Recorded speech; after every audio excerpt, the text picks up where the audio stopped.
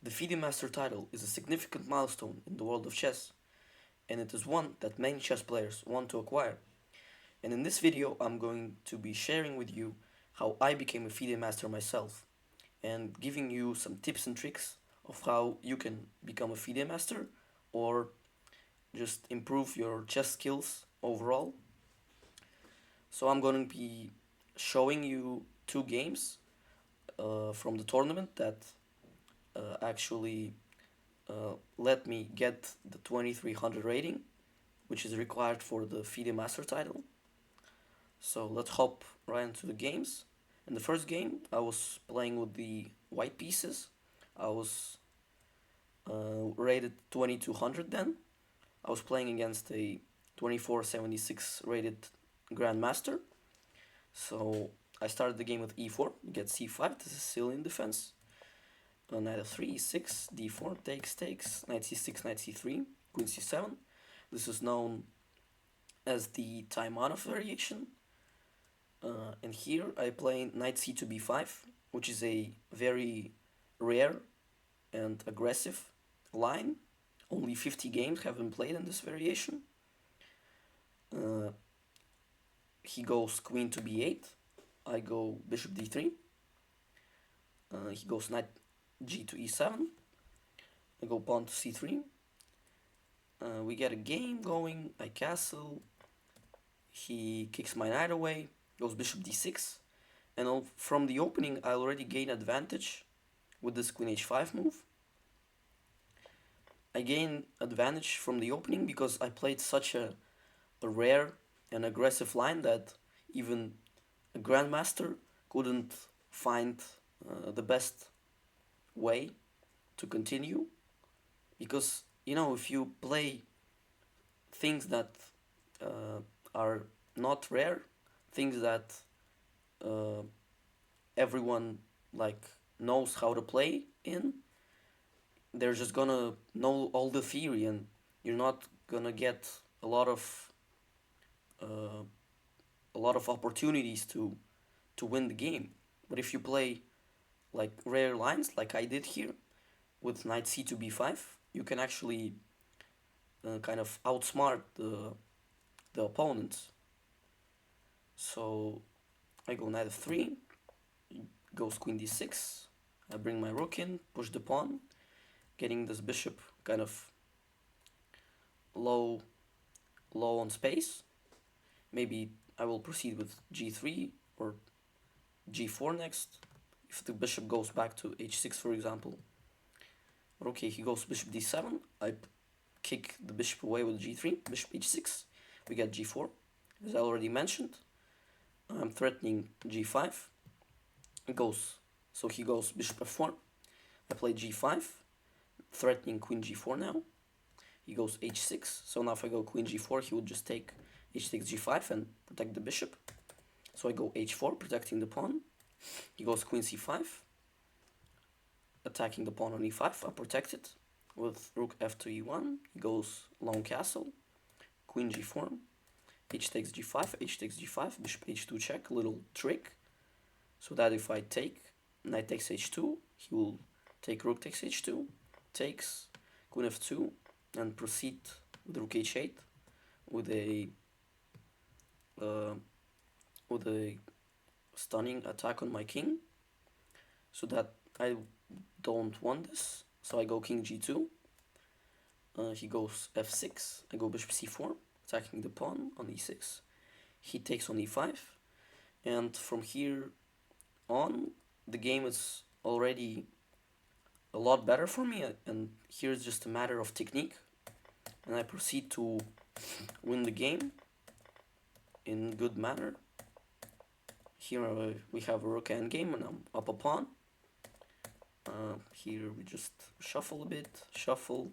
I push f5, sacrificing the pawn, allowing my king to run to the f4 square. He takes, I go king f4. He goes in with the rook.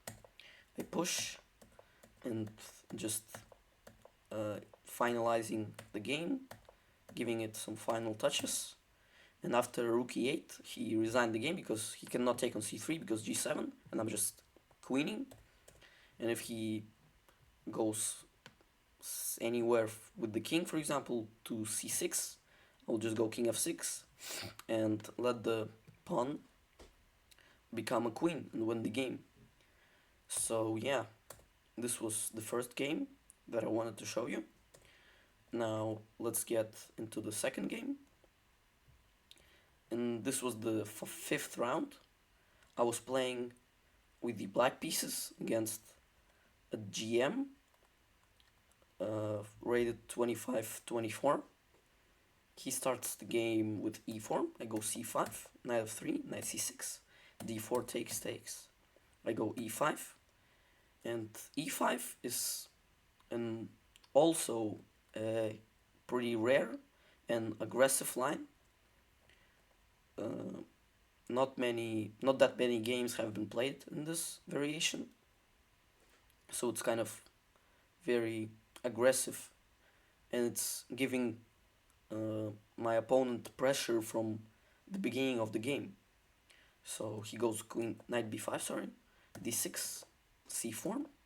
I go g6, knight c3. I kick the knight away with a6, knight a3, bishop e6, goes h4, trying to create some mess here with pawn to h5. I go knight f6, he goes bishop g5, I go h6, we trade, he goes knight d5, I go queen d8. I finish off my development, bring the rook in, and start pushing the pawns. And now the position is quite messy, and it's a little bit better for white, but in the game when you're sitting at the board, you don't know the evaluation of the engine, so you kind of wonder, maybe I'm worse in this position, or maybe I'm losing, maybe he has a great attack here. And so I just think that against these high rated players, you really need to kind of play very, very aggressive chess to win against them. He takes h takes g6, I sacrifice the pawn, push f4, castles, knight a5. He goes king b1, I take the pawn back, we trade, he goes queen d3, I go back to c5, we just shuffle a bit, and here I gain the advantage. I go rook g4. I could have taken on g3, but then my king would have been very exposed on this on the g file, and yeah, the position would have been pretty unpleasant for me. But so that's why I go rook g4. He goes queen f2. I go b5. Maybe b4 next move. He goes knight e3. I go rook g5. We shuffle a bit. I take. Go bishop c4. Now, if he goes rook to e1 or just anywhere with the rook, then I will give a check. He goes away, and I will just take on e4 with my bishop, gaining an extra 2 pawns, and with the winning position. Or even d5 is also good, because you cannot take because the knight is hanging.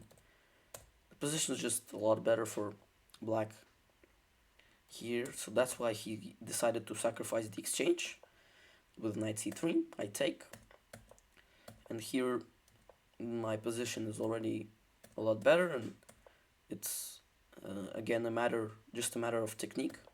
I go bishop f8. Eventually we get into this endgame where I'm up in exchange and a pawn, and I just give some final touches to the game. The conversion was not very easy, but eventually I pushed d5, yeah, trading these pawns, and after king c6, my opponent resigned the game because the knight is hanging and the pawn on a4 is also hanging, and the position just completely lost for white at this point. So yeah, what can we learn from these two games? Uh, I think that in order to win against higher rated players, if you are not as high rated as them, I think that you really need to play very kind of aggressive, even with the black pieces. You need to play very, very aggressive and maybe even rare lines in the opening so that you put pressure on them from the very beginning of the game, and they can they will uh, most likely crumble because of the pressure. And yeah, that's my thoughts on how to beat high rated players. Thank you guys for watching, and I will see you all in the next video.